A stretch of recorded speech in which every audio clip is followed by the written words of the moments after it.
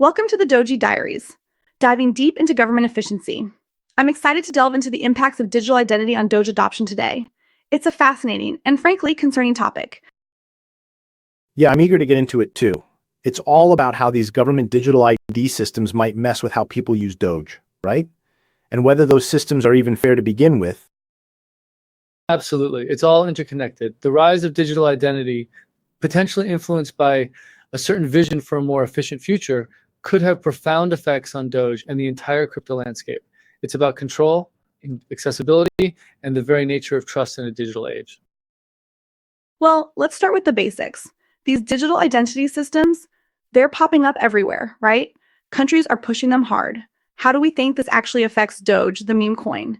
Is it even significant? Significant? I think so. If you need a government-issued digital ID to buy, sell, or even use DOGE, that puts a huge barrier in place, especially for folks who don't have easy access to those IDs or who are worried about government tracking. Precisely. And it's not just about access, it's about the philosophy behind it. If the underlying system of digital identity is built on principles of centralized control that clashes directly with the decentralized ethos of DOGE and crypto in general, it's like trying to fit a square peg in a round hole, a very shiny DOGE-shaped square peg. But isn't some regulation good? I mean, we can't have the Wild West forever. Aren't these digital IDs a way to crack down on illicit activity, money laundering, and all that stuff that gives crypto a bad name? Sure, regulation's probably needed at some point, but at what cost? If it makes it harder for regular people to use DOGE or opens them up to more surveillance, then it's a bad trade-off. Especially when the government oversteps. How many of these initiatives are really about public safety versus control, right? I mean, look at the Department of Government Efficiency. Efficiency, at what cost? Exactly. The potential for misuse is immense. And when you consider initiatives like DOGE, which aims to streamline government processes, it raises questions about how that efficiency is defined and who benefits. Is it about empowering citizens or consolidating power? The road to utopia is paved with good intentions and occasionally questionable execution. Okay, I get the concerns about control, but let's be realistic. Governments are going to implement these systems regardless. What's the actual impact on DOGE adoption? Are people just going to say, okay, fine, I'll use my digital ID and keep buying DOGE anyway? Some will, yeah, but a lot won't. Especially in countries where trust in government is low. They'll see it as another way for the government to snoop on their finances. Remember that old retirement application that the government had? I read that the old process risked people not being able to retire, so I can see how folks would be wary of their personal information being used. It's about the path of least resistance. If using DOGE becomes significantly more complicated due to digital ID requirements, people will naturally gravitate towards alternatives, even if those alternatives are less DOGE-like. It's a question of usability and accessibility, and that is so important to the future of crypto. So what are the specific obstacles we're talking about? Is it just the inconvenience of having to register? Are there other deeper issues at play? Well, think about it. Some people don't want to be tracked. They value their privacy. A digital ID tied to their DOGE transactions completely destroys that. And what about people who don't have smartphones or reliable internet access? Are they just cut out of the DOGE economy altogether? The digital divide is a crucial factor. Digital identity systems, by their very nature, exclude those without access to the necessary technology and infrastructure. It exacerbates existing inequalities and creates a two-tiered system. We need to be ensuring that those that need assistance get it so they aren't left behind. Otherwise, it's another example of well-meaning initiatives having unintended consequences. Okay, that's a valid point. But are there any incentives governments could offer to encourage people to use digital IDs for DOGE transactions? Tax breaks? Faster processing times? Incentives might work for some people, but I still think a lot of folks will be skeptical, especially if they feel like the government is just trying to bribe them into giving up their privacy. It's a trust issue, plain and simple. Incentives can be effective, but they need to be aligned with the values of the DOGE community. Perhaps incentives that promote decentralization, transparency, or community governance. Yeah. Think about it. Could these systems even somehow integrate with DOGE's existing infrastructure? Not replace, but add to it. That would go a long way. That's interesting, integrating instead of replacing. But how would that even work? What does that look like in practice? Maybe, I don't know, a digital ID system that allows you to prove your age or residency without revealing your identity to the merchant. Something that preserves anonymity while still complying with regulations. I'm spitballing here. That's the spirit. Think of it as a layered approach to identity verification. One layer could be the government-issued digital ID, but other layers could be based on decentralized technologies like zero-knowledge proofs. That way, users could choose the level of privacy they're comfortable with. It's all about options and agency. Zero knowledge proofs. That sounds complicated. Is that even realistic for the average DOGE user? It would have to be user-friendly, that's for sure. No one's going to use something that's too technical. But the idea is sound. Give people control over their data, and they're more likely to trust the system. Absolutely. And it's not just about the technology itself, but also the messaging. Instead of framing digital identity as a tool for control, it could be framed as a tool for empowerment, a way to protect yourself from fraud, access new services, and participate more fully in the digital economy. Think of the possibilities. Okay, so let's shift gears a bit. What about the potential for these digital identity systems to be influenced by, well, let's just say DOGE-related goals? Is that even a possibility? You mean like using digital IDs to push a certain agenda? I wouldn't put anything past anyone, honestly, especially with all the talk about government efficiency initiatives, like the Department of Government Efficiency, cutting programs that actually help people. It just seems counterproductive. The very idea of a Department of Government Efficiency speaks to a desire for revolutionary solutions. This resonates with the power of visionary leaders to push boundaries and spark transformative change. It's a double-edged sword, of course. The potential for misuse is there, but the potential for good is undeniable. Like the criticism around DOGE, the accusations of killing children. As Bill Gates apparently said, it highlights a profound disconnect between the intended and perceived consequences of radical change. That's a pretty extreme comparison, isn't it? Comparing a government efficiency program to killing children? I think that's a bit much. Well, the point is, actions can have unintended consequences. If these digital ID systems are designed to benefit a select few or to push a certain agenda, then that's a problem. Remember that family business in Nashville that was considering moving overseas because of tariffs? Those things impact real people. It's about the bigger picture. Are these initiatives serving the common good, or are they serving a particular ideology? Are they promoting inclusivity and accessibility, or are they exacerbating existing inequalities? If it is saving the government money by digitizing retirement application, like the DOGE initiative claims, is that money going to be redirected to helping those in need or to increasing the pay of the administration? We need to ask these questions, not just accept claims at face value. And how do we even know if they're being used for nefarious purposes? Is there any way to track that? Transparency is key. We need to be able to see how these systems are being used, who's accessing the data, and what the consequences are. And we need independent oversight to make sure they're not being abused. You can't just trust the government to police itself. Decentralized auditing mechanisms could be a solution. Imagine a system where DOGE users themselves could participate in verifying the integrity of the digital identity system, a community-based approach to governance and oversight. That would be truly revolutionary. Okay, that's ambitious. But let's bring it back to reality for a second. What are some realistic steps that can be taken to mitigate the potential negative impacts of these digital identity systems on DOGE? First, we need to educate people about the risks and benefits of digital IDs. Most folks don't even know what they are or how they work. And we need to advocate for policies that protect privacy and ensure accessibility. Like those cuts to AmeriCorps, those are the programs that help the most vulnerable. Open source development is crucial. The more transparent and auditable the technology behind these systems, the less likely they are to be misused. And we need to foster a culture of critical thinking and skepticism. Don't just accept what you're told. Question everything. Think for yourself. And Hodiel Doge. Just kidding. Mostly. So, it's a combination of education, advocacy, and technological solutions. Sounds like a tall order. It is. But it's important.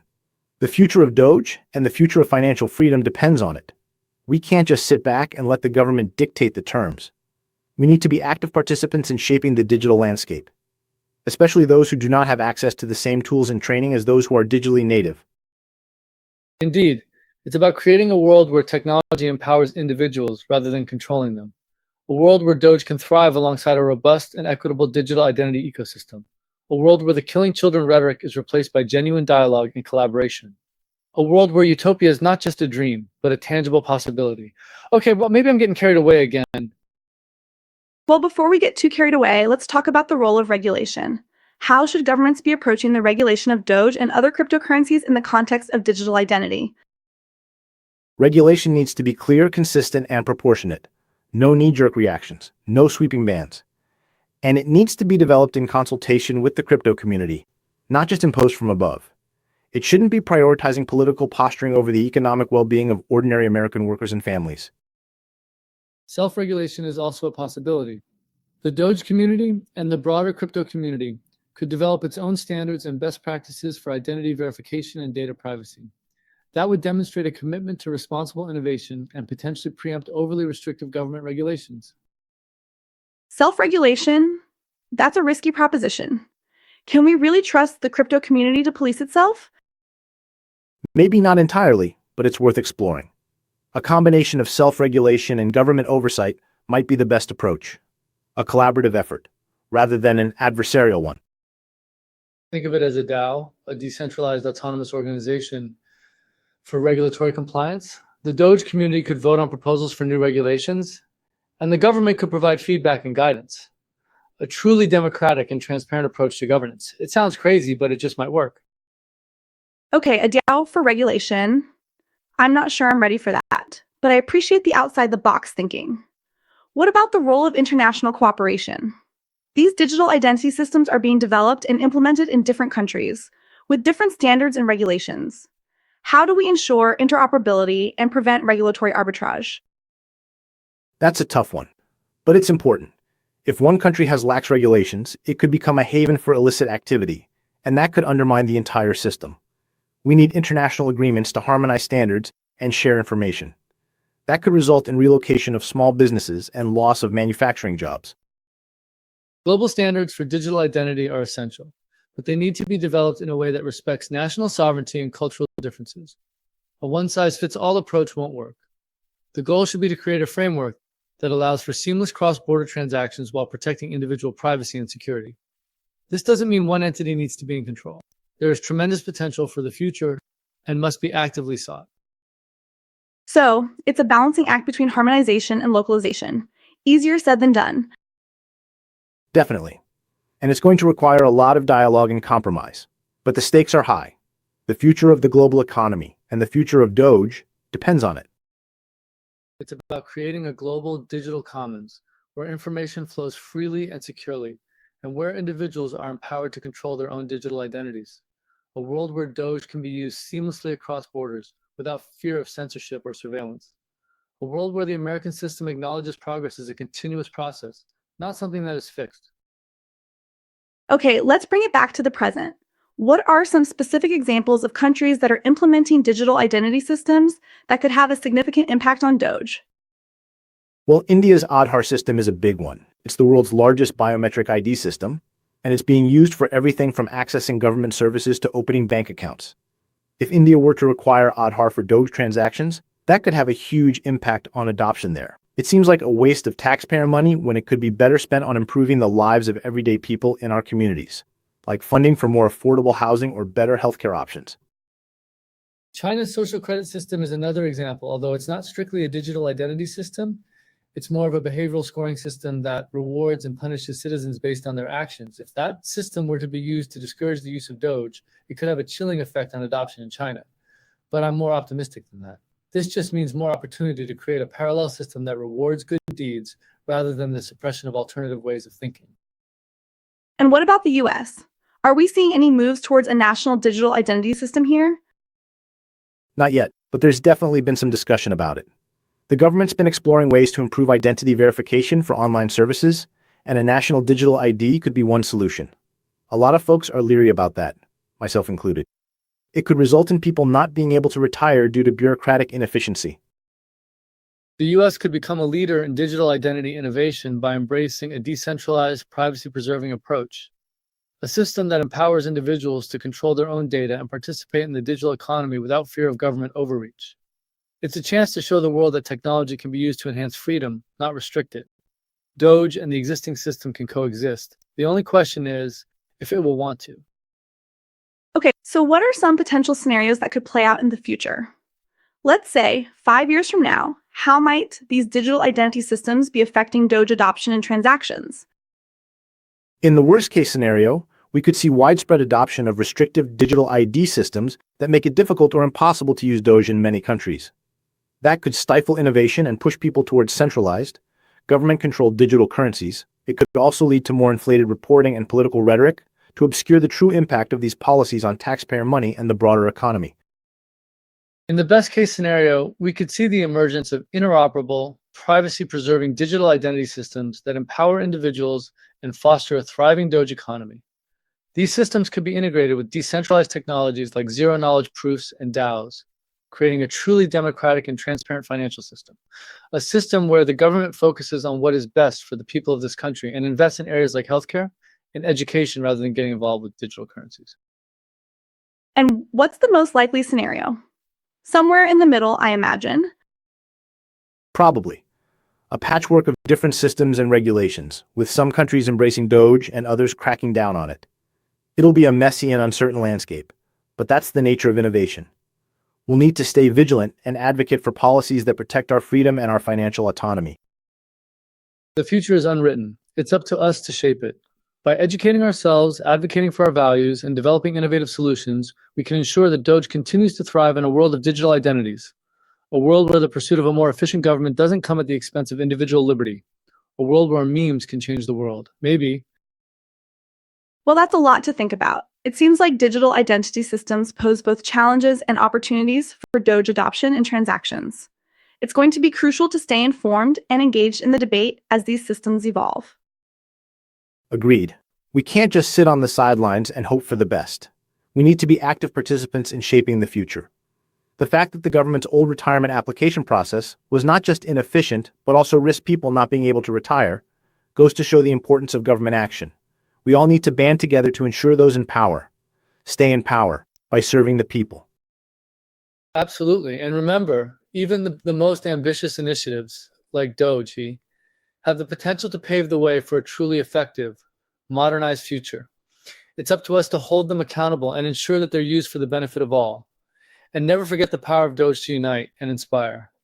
The future is bright, my friends. I really mean it this time. Thanks for joining me today on this discussion. This has been an interesting conversation. Join us next time on DOGE Diaries. Thanks for having me. It was great to be here. Yes, thanks for having me. It's always a pleasure to explore the intersection of technology, society, and the boundless potential of DOGE to the moon. Or, wherever the future takes us.